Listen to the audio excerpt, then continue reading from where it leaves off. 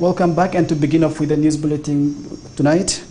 It's a sore mood in West Nile following the death of Agarile Twaha, the proprietor of NILE Star buses, who passed on from Turkey where he had been battling colon cancer for quite some time.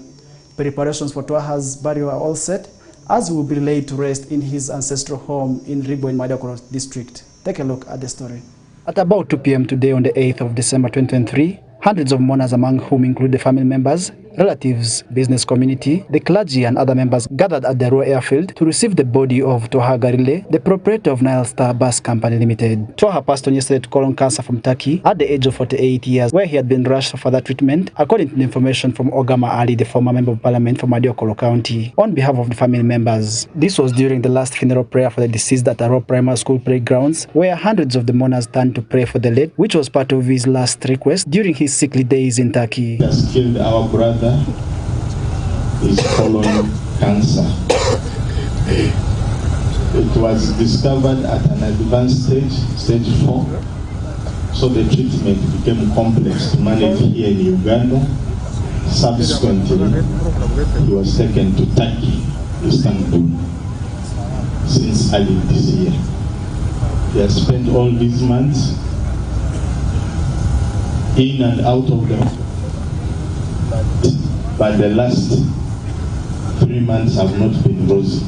Abu Jafar Karala, the Raw Muslim district card who led the funeral prayer commonly known as the Salat Janaza, describes Twaha's death as untimely, as he called upon those who had unfinished business with him to find ways of resolving the issues amicably, which is part of the Islamic tradition, where one has to be buried without debts. My dear brothers and sisters and all the mourners, today we have been struck by this certain calamity that has fallen on the region.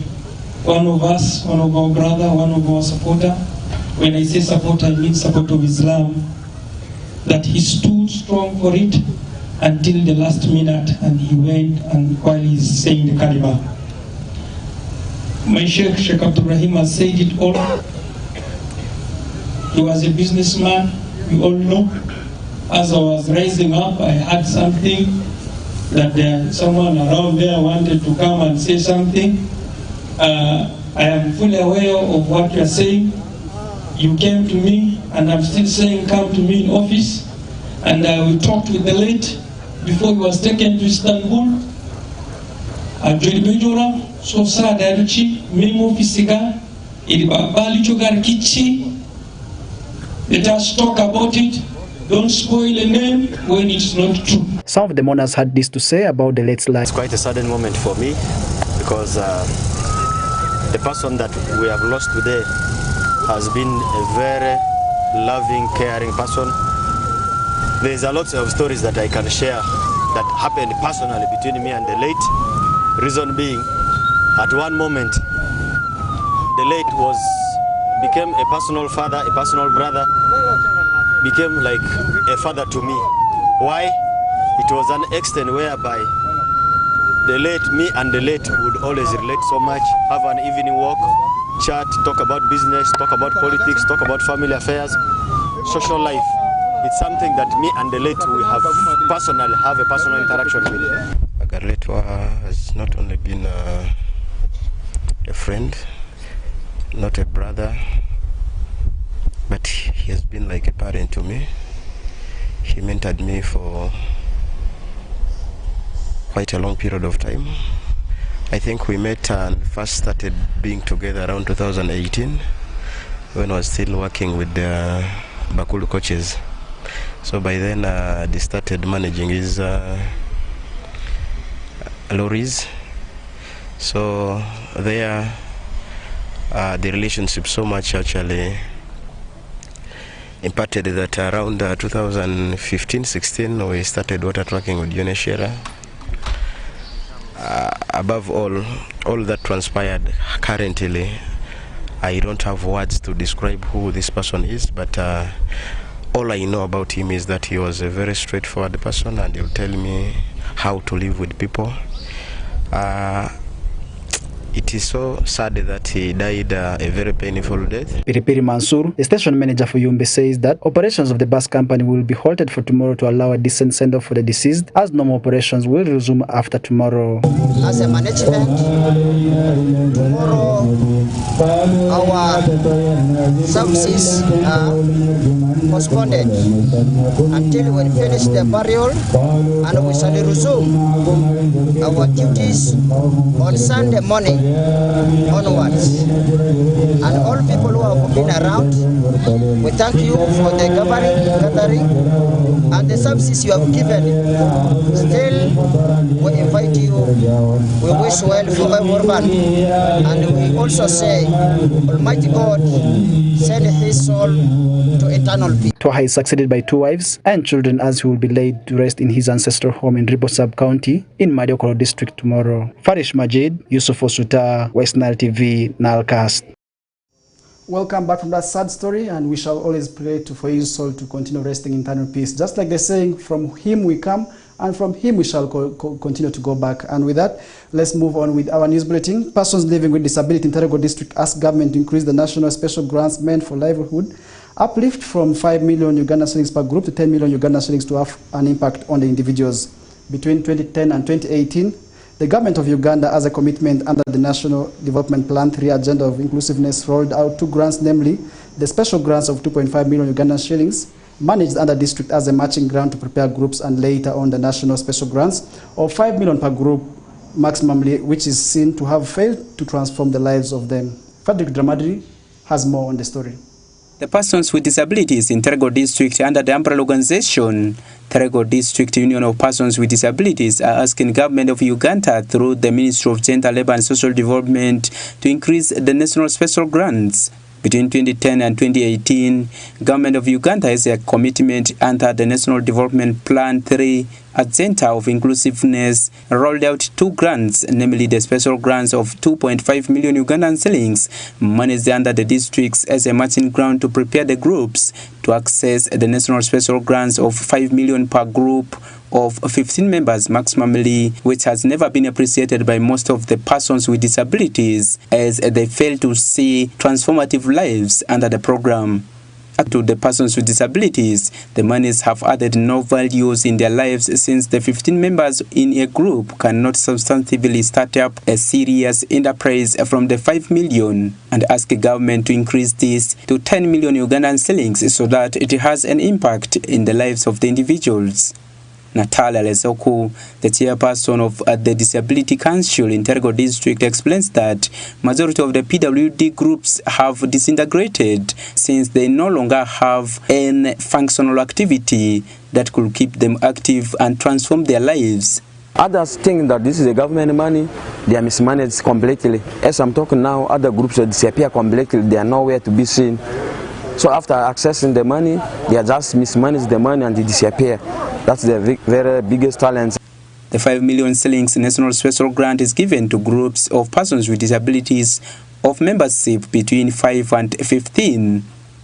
But Aban Nathan, the parish chief of Azapi Parish under Odupi Sub-County in Terego District, narrates that most of the PWD groups formed in the district are not doing any activity that could transform their lives, yet government is giving a lot of money through the different grants that come to them. He adds government of Uganda to increase the money so that the members are preoccupied by activities that could transform their lives, but also earn them income through various enterprises that they set. Since this normal money is so little, like for last financial year, they only gave them 1 million at sub-county. We only identified one group at Azapi Parish. And that 1 million, the enterprise was like they go to there, and that money was not enough to benefit all the very many PWDs. Like in my part, there are about 200 and above PW if you take the statistics in all. But we only picked 12 to benefit from the 1 million, where the enterprise will go to there, and that money is too small that it was not easy to benefit all of them. So that's one of the biggest challenges, because the grant is so little that it cannot really help them. And at sub-county level, for sure, there's not really much budget even at this level for the PWDs. Whereas Saikoru Sante, the district vice chairperson, Terego district, challenged government to prioritize increasing funding for Ministry of Gender, Labour and Social Development, which caters for various vulnerable groupings of older persons, the persons with disabilities, the youths, women and children, so as to address the needs of the communities diligently. That Department of Gender, Labour, Social Development is the least funded, even direct from the ministry. It trickles from the ministry to the districts. Even at the district level, we are the least funded department. But however, we have very many categories of vulnerable people. One of it is the persons with disability. The persons with disabilities were raising the concerns during Terego District's commemoration of the International Day of Persons with Disabilities Day in Olupi Sub-County, in which stakeholders commit to the district's local inclusion agenda by appending their signatures. Frederick Tamadri, West Nile TV, NILE CAST. Welcome back, and still moving on with the news bulletin. Muslim believers in Pakwach district have been urged to emulate the life of Prophet Ibrahim, who sacrificed his only son to Allah due to discipline and self-unity. This call was made today by Sheikh Sharif, the Imam Nur Mosque in Pakwach district during the Jummah prayers. Alfred Jawok has more on the story. The call was made today by Sheikh Sharif, Imam Nur Mosque, Pakwach during Jummah prayers today. In his message, he noted that some Muslim believers are taken by worldly desires which contradicts Islamic Sharia. Sharif also encouraged the Muslims to value education of their children by taking care of them during these long holidays. Today, the message about which was delivered today, it was all about forgiving each other in Islam, because for us in Islam, it is a must to forgive each other. Whether someone is a Muslim or Christian, you have to forgive and forget, because that's what they say, forgive and forget. So also in Islam, when someone has done to you something bad, forgive, because those were the ways or the manners of our prophets, how he taught us that you have to forgive each other no matter what, because even him, people did a lot of bad things to him, but he kept on forgiving them. That's why you are seeing there's 1.7 billion population of Muslims around all over the world. Why? Because of the forgiveness of Prophet Muhammad sallallahu alaihi wasallam.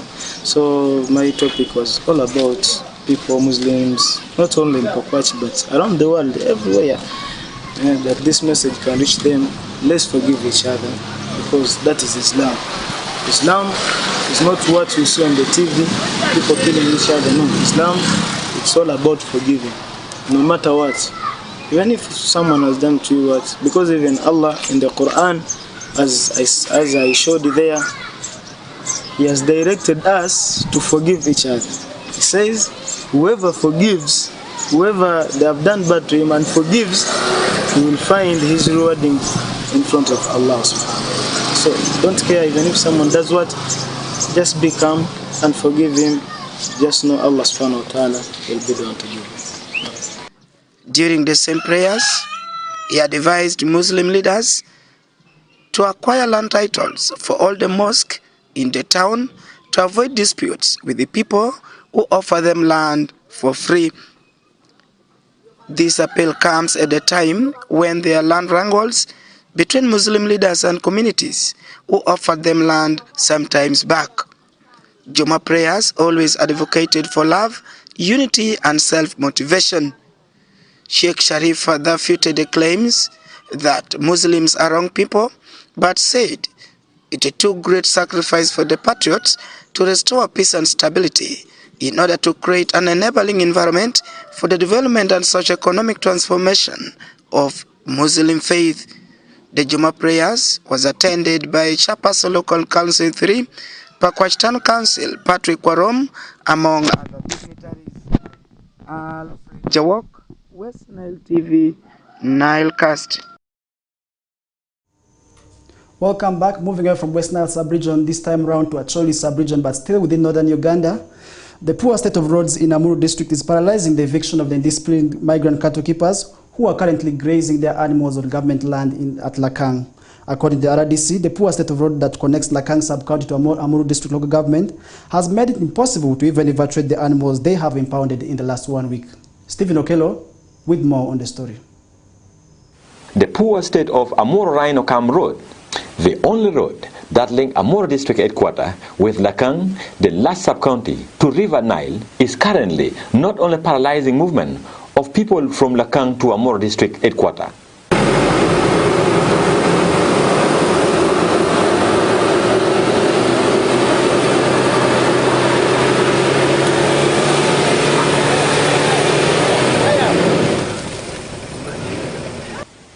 But also immobilizing the evacuation of the evicted animal from the indisciplined Balalo cattle keepers from the government land in Lakang.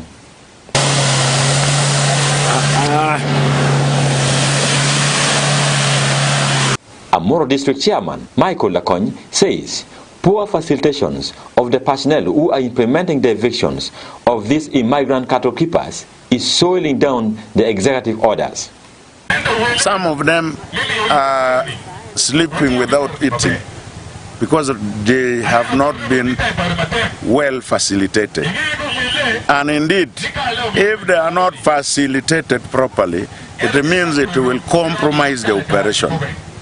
And we are just getting rumors about some of them now having ill intention of using the withheld cattle and use them as source of their livelihood. Stephen Odonglatak, the resident district commissioner, Amuru district, says, as directed, all the evicted animals must be ferried on track, not on foot, but the state of road in the district have made it impossible for them to continue with the operations. We started the operation on the 25th as the deadline had started.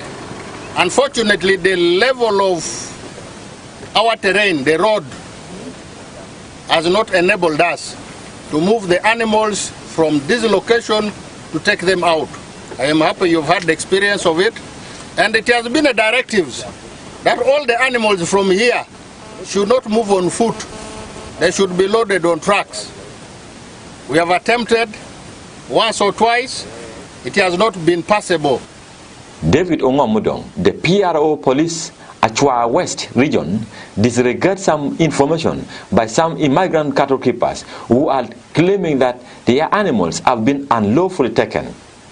Now we want to disregard some information by some migrant cattle keepers that their animals could have been taken outside the guidelines, which is wrong.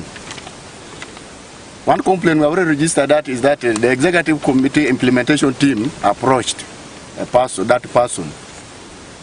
The conditions were read and stubbornly refused to comply.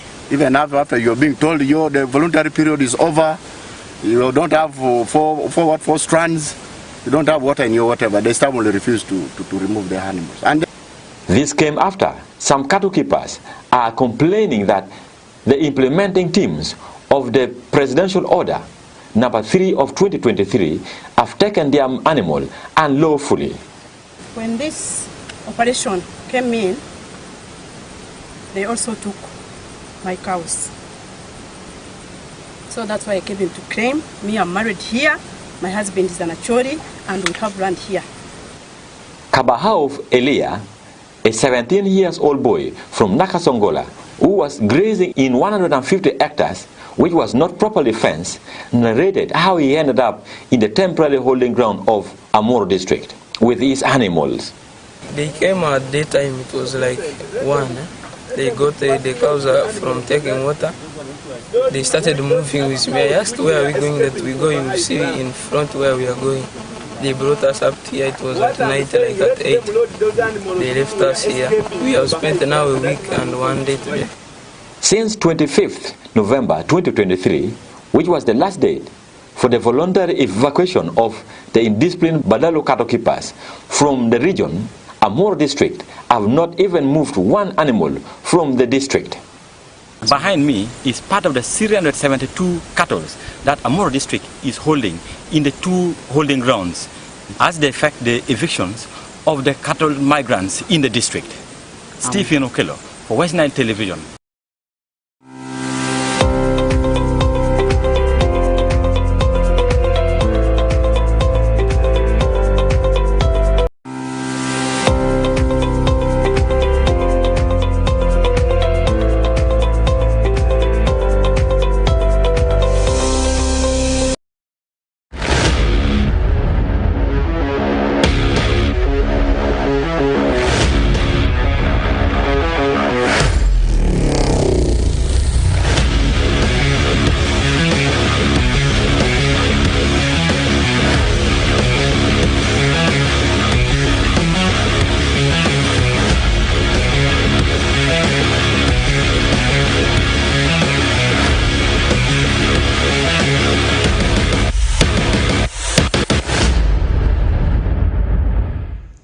Welcome back, and this time to also give you what is happening in the world of sports. Just like the saying, work without play makes Jack a dull boy, and that definitely we are in position to also give you what is happening in the world of sports. Arua City Boxing Club continues with its brilliant performances in the national tournaments, and this comes after winning gold and bronze in the recently concluded novice tournaments. The boxers have again today left Arua City for intermediate tournament in Kampala, and Oraku Benson has more on the story. Arua City Boxing Club, the only boxing club in the region, continues to raise flag of West Nile region at large. This comes after emerging victorious in the just concluded novice championship, where they returned home with both gold and bronze medals. Currently, the club is preparing for the National Opens, which is kickstarting very soon. According to Arua City Boxing Club President Osino Rashid, 4 boxers will compete for the National Opens, and these are the winners from National Novice. As we started the club some 2 years back, we participated in corporal competitions, very many competitions that we participated in. In our first year, we participated in a competition called the National Boxing Competition. That was immediately after Corona. Boxing was also now not there. Immediately the new president, Mr. Muhangi, His Excellency Muhangi, when he came, he organized National Boxing Champion. On that day, on the first year, we sent 6 boxers. Out of 6 boxers, the female boxers were beaten and they lost.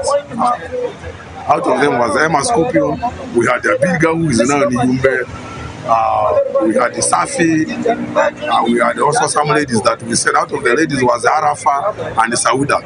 So the girls had to perform, and they made us proud on their first year. As we speak right now, Sauda has got a medal, gold medal. Arafa has got a gold medal, and all of them are playing a competitive tournament, which is called Champions League right now. These are the 2 players that we have in Champions League, but there are very many clubs that also have very many boxers in Champions League. But for us here, we have 2 players. This is enough milestone to show that we are really in our first year. We happen to achieve the first target. This year, we in national novices. We have 4 medals in the Arua City Boxing Club. 2 are gold medals, 1 from a lady, 1 from a man. Then the 2, 1 from also a lady, 1 from a boy. So we have 2 bronze and 4 gold medals. And we are subsequently preparing the boys, immediately after novices, or let another tournament that starts a week after novices, which is called intermediate. All of these players that have got medal, all these players, the players that ended in the semi-finals, all of them are qualified to the next tournament, which is now intermediate.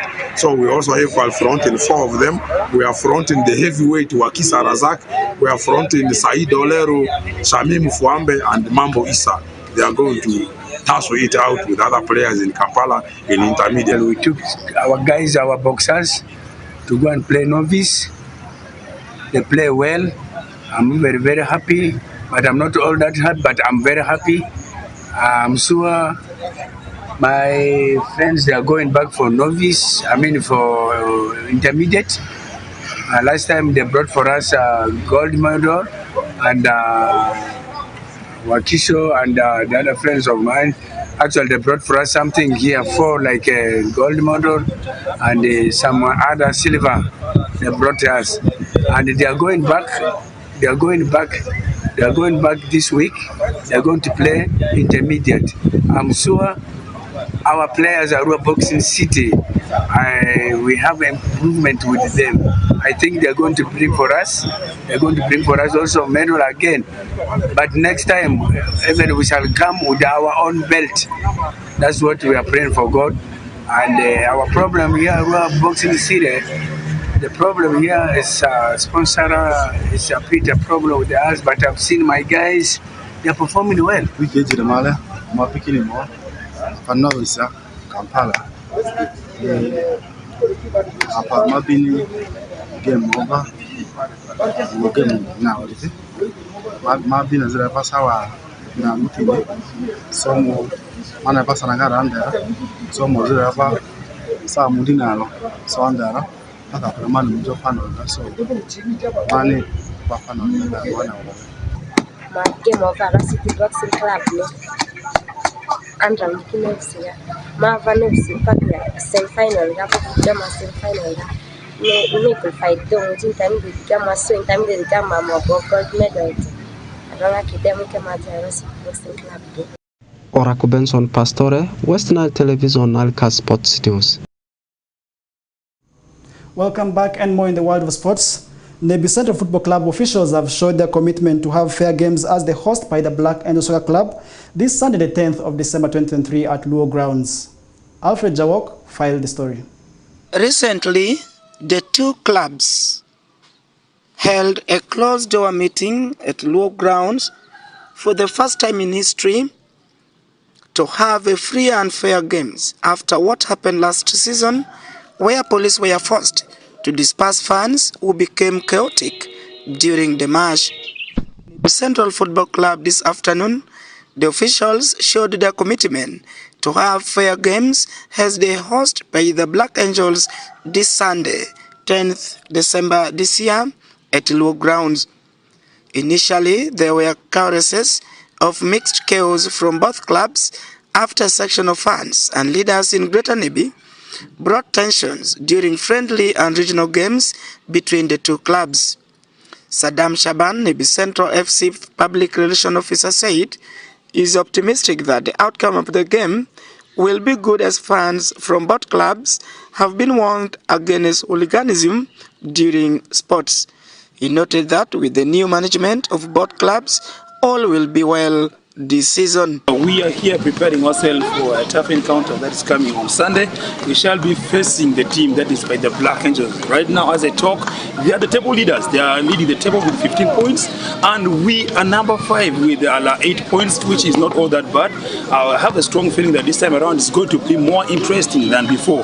The boys are all set. When it comes to the side of injuries, we don't have much injury worries. As you can see, the boys are all ready for this beautiful game. But again, I'm urging each and everyone to come and watch this game.